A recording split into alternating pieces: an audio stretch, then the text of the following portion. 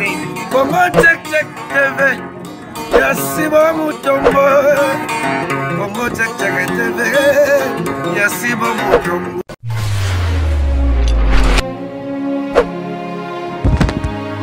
Salut na bandeko nyonso bozolanda biso partout dans le monde entier. Jerry Kobetox Nabino, ndeko Nabino, mwana musana Nabino saela Nabino toujours ba émission na chaîne Nabino Congo Check Check TV. Ndenge toloba congolais telema Congo telema topona nation oyo pona ko servir toujours na nzela ya micro. Alors lelo tozali na mwana mboka ya Gote business car ane tout ça ba analyse à lelo pena to sala sur deux points. Premier point ezali par rapport à FCC Nenga Bimisi, candidat na etonde ko Kabila Nenga Bimisi candidat na Alexis Tambwe Mwamba oyo bato nyonso boyebi oyo ya sala mwa mosala ebele na kati ya Kinshasa et puis na par rapport ya Tanganyika kuna ndenge gouverneur oyo nouveau gouverneur alobi na ancien gouverneur na ye afundi ye par rapport ya somme ya mbongo wana donc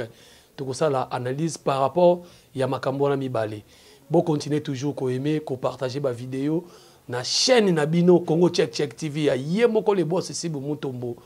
Talara analyse abu fwe sala makawa. Moi na mboka Gote business lo sako. Le sako na onde konanga Jerry Kamien de 207 de la presse. Maître na bango tout quoi voilà. Alors lelo Kinshasa to Congo etika na likamoko ici ke zotali la à part ba gouvernement oyo tili les obimate lelo FCC to ndeko Kabila a proposé mwana mboka ndeko Alexis Tambwe Mwamba lokola candidat na ye na makambo nyonso tu eleka na mboka oyo na ndenge pe batu mususu bandi déjà polémique bandi kolobaki ceux qui Alexis Tambwe Mwamba leki ezaka lokola papa na biso auta ko tika biso kengo ezaka ye parce que azala formateur na ye azala mutu na ye mutakomisa ebongo omote ke loko moko te chance na onde continuité zo continuer kaka changement za na ngote o continuité zo continuer na sens ne continuer na ngambu na bango omoni toke bande to lo ba biso to ba toujours na ba émission na biso wa les écrits restent les écrits ceux qui s'envolent la parole s'envole la parole s'envole mais les vidéos restent vous comprenez nga makambo esalema na FCC nga personnellement ezokamwisana ngo nga te to nazo mituna ka ba question ndenge nazoloba na bemission ebele na obeta tembete me nazaka ko mituna mokonzi ya mboka tango zaki na chef de l'état na commandement ya mboka alobaki aza na 15 personnes te ya malamu donc c'est vrai baneko se plaindre que soka zalaki na 15 personnes autour na kaka 15 personnes mboko lingo comme paradis. Curieusement, banda loba ti lelo ka bato andi akumba na bango. Ilingo loba nini pona ngata ngo saba makambo na tu. Na ndenge lelo to komi na système ya loyauté na fidélité. Vous comprenez? Na ndenge to tala ba makambo ningo loba ke na FCC débat ezalaka te. O mo soki mokonzi alobi na bino vous inclinez la tête, bo lobi iyo mokonzi bo exécuter. Vous comprenez? C'est-à-dire que dans le FCC, il n'y a pas un débat. Tout le monde a un regroupement politique autour d'un débat. Choua ne s'est autour d'un débat. Moutouna mouta lobby, moutouna mouta proposé, moutouna a annoncé, moutouna mouta dénoncé. Papa ou bon, tous les canabais na vote kasi. Et puis tu sali pas moutouna la leki. Maman ne s'est maté. Ou bah ça moi mini congrès moko boy. Pour ne pas choix battu. Maman ne s'est maté. Kuna c'est le choix du chef. Son chef à lobby, iyo bo exécuter. Sikoyo eloni to remarquaki avant makambo banaja groupe moko ya batu ya AFDC ya baati lukwebo tolo na bango na TV bango ba komi ko dénoncer makambo wana ba mais finalement zani kuna débat za la raté so toke kaka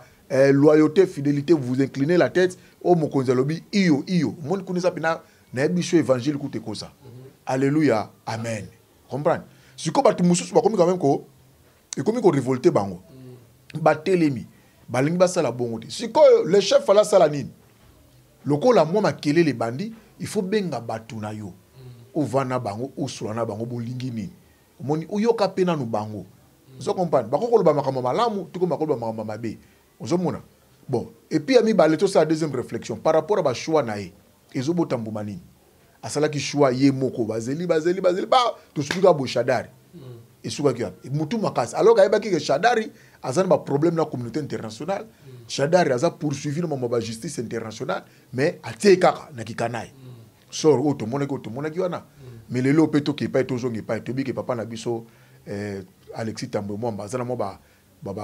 koko somuki na niveau ya ba justice internationale musa oteku kala mingi na Belgique au samba suite à makambo aloba que na bobo avion ya monde ba bilo to wana donc c'est à dire qu'il y a déjà un petit souci côté wana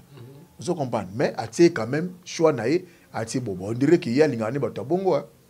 alingane bato aloba ke bazata 15 té ya malamu mais lelo to moni ba chouchou naé et puis eloko liboso alakisaki mutu tango longwe mokonzi bongo lokola tango zaki mokonzi bengana bango ata ko bengana après ko longwana mais bengi bango na kinga kati bakene ko signer acte d'engagement ya fidélité té 15 personnes bazalaki na bango ngasiko wana papa uzoka bien bato baolo banakati bato baolo banakati ba sa l'émission c'est bon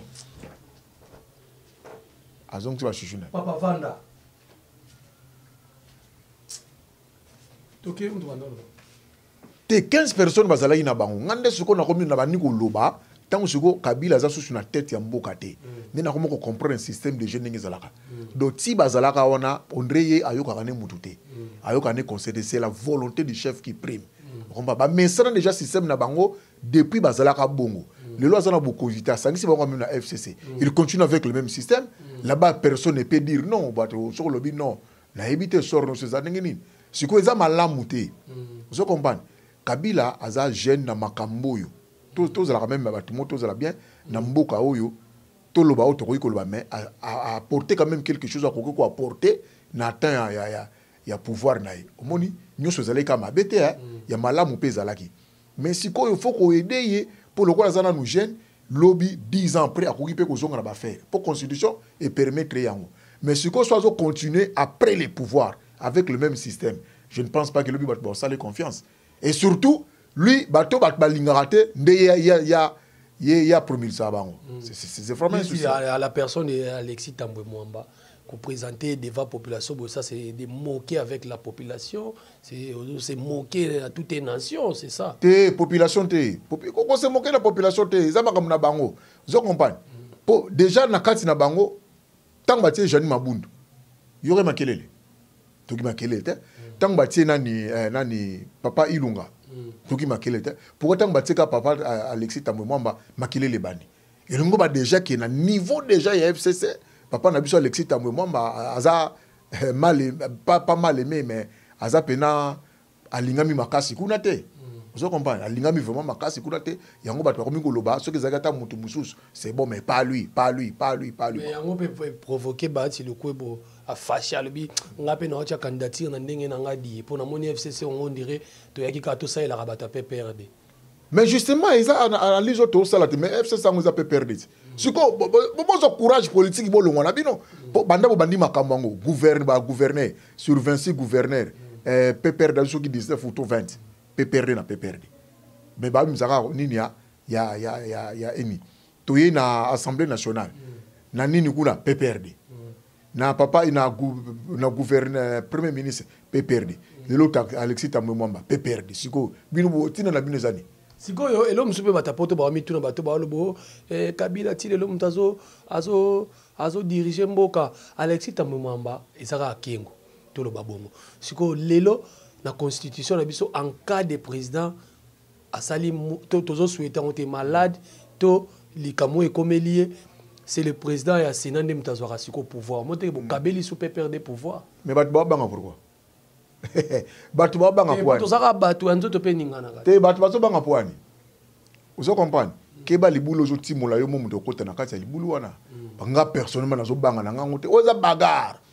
vous comprenez système que les pesi que ezala bongo et sali que bon biso tanga tant population zo ba to tana nous Raïs a pe mananu muke pour sali 18 ans to tsape mutu mususu to linga changement non pendant que biso to ba population biso nyonso na kati to zo luka changement bango loko bazalaki na bifer ba comprendre que système ba bon faut to créer ba majorité na biso le peuple était distrait la population était distrait ba sali le bagarre o ezali wana ezabi tumba. Vous comprenez? To kutani nango bongo batu ba ko bunda bongo Vous comprenez? Bato bako bunda bongo total ngo tina suka oyo kopesa. Bato bazo banga pourquoi? Mais de toutes les façons, kunanga mupé à cash bato maele bazaliti. Donc ba FCC bazana na. Mais babi bato maele bazali mais bazande ba l'état moyini.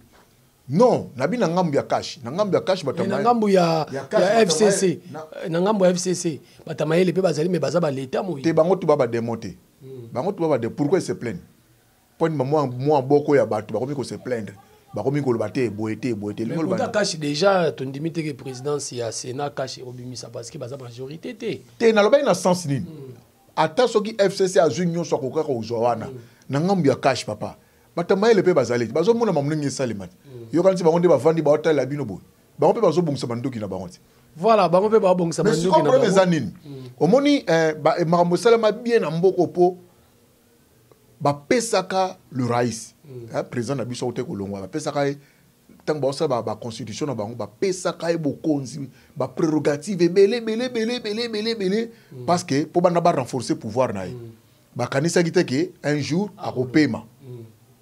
toi kolongwa mais les loyo nous soutenons zo bénéficier na azo bénéficier non mais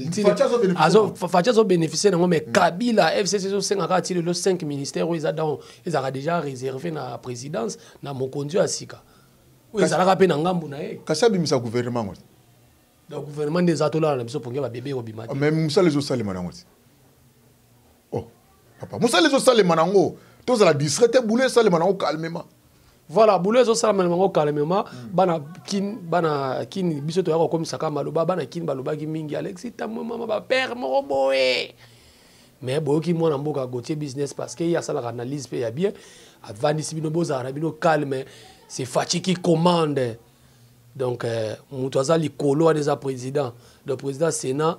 et puis yo pe muto zola lozolo tandoto ke Fachi ko sala moi malaise mo pour Alexis ta mama comme président libolo pena erotimwa mwa odindi okufi ndoto na kuchoki efabelela ngabelela pena yezo au nom de Jésus ndoto kimate ezabitumba mibale ezabitumba politique on comprend mais ça nous on a total ngoti na 5 ans le système a changé c'est ce que les gens doivent comprendre bato bana banga ote zoe Kabila non abimine gouvernement si ko lokoza eloko mozo banga pourquoi les gens sont peureux pourquoi les gens ont peur bato banga pourquoi Zoé Kabila bimine gouverneur, on peut bêtir ma beaucoup. Total la misala kosala kuna. Lelo oyo c'est Zoé Kabila qui dénonce la mégestion oya kuti kuna. Alors bi moto na remplacer atikelinga nyongo ya 5 millions de dollars a fundier.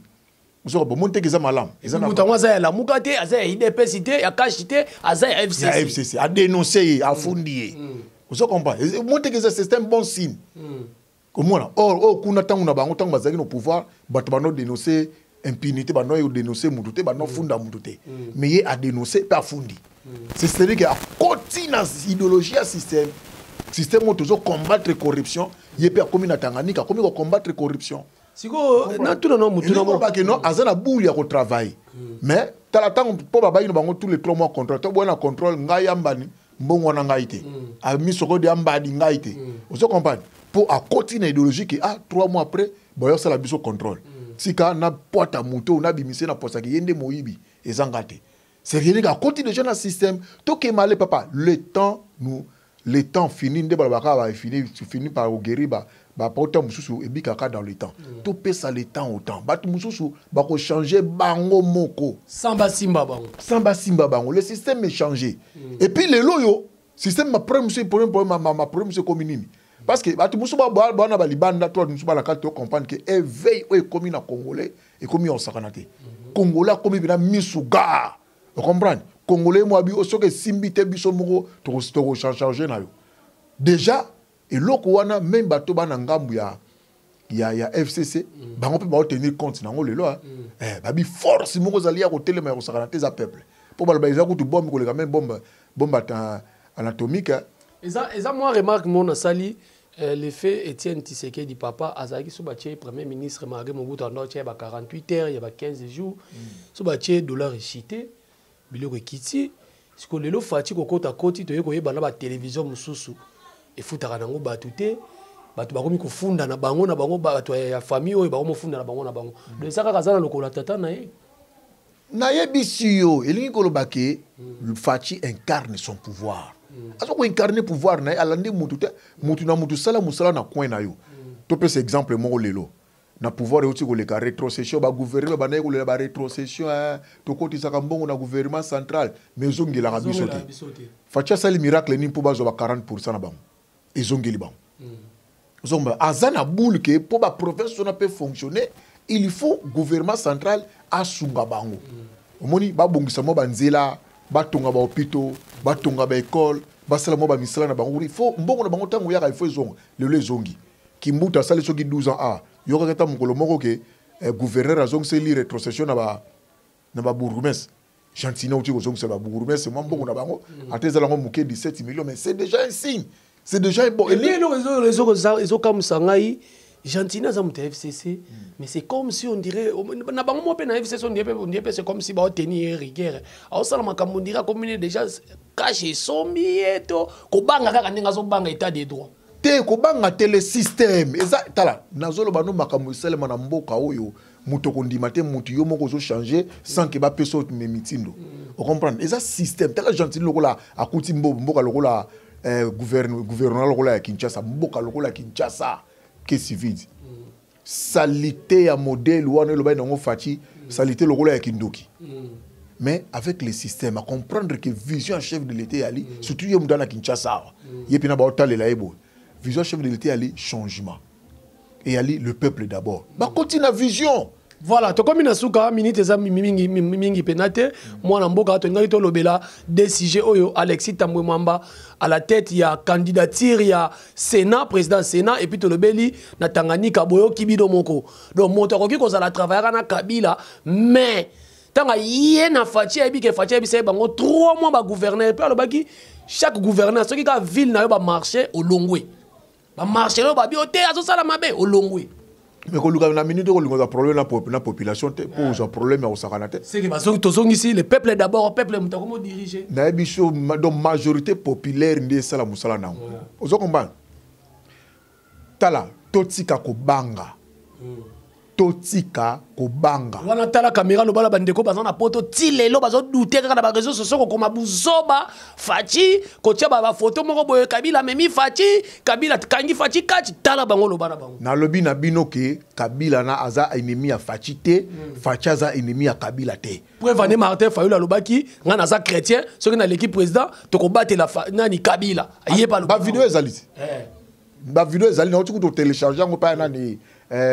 5 minutes ya César Ngadi na télécharger un pot photo to le belango yepé déjà le baki yango c'est dire que les Congolais n'est pas des amis des ennemis pourquoi poani balinga ba sala net Kabila nana ni baza ennemi FCC nana cash baza ennemi non on est des Congolais nous on combat pour l'unité à Congo on combat pour na bolamu ya Congo toujours combattre pour na développement ya Congo mutu na mutu à se retrouver bon problème était bango bazaki na pouvoir basali ba maile ba onenge ko sala bazo longo majorité et ça problème était mais na minute c'est Fachi qui coordonne Fachi n'est pas président azo travailler na bango bongo ce sont des Congolais ce ne sont pas des ceux qui des bananes ce sont des Congolais on va travailler bongo moi je ko yo so za na c'est nous a président Sénat doza kuna kaka po oluka maile ndenge nini na ko isa Fachi po yo remplacer lobby et au simba te na lobby no te mama au simba te est-ce que ko sala musala ake kuna po sala musala po na Congo vous comprenez même ba sénateur au baza kuna pe je ne pense pas que baza ba ke kuna po basala musala kaka non poto ko non ba ke kuna basala musala po na Congo voilà ya gote bravo soda ko leka nae bravo mais là on a déploré ga yali absence ya li solo ne balaba ya débat na FCC faut ba créer pina débat ndenge to mona na ba parti mususu na ba mboka mususu un mois débat wana ko sala moi bien na FCC sala moi bien voilà j'espère que les lopes sont pesa bambo tété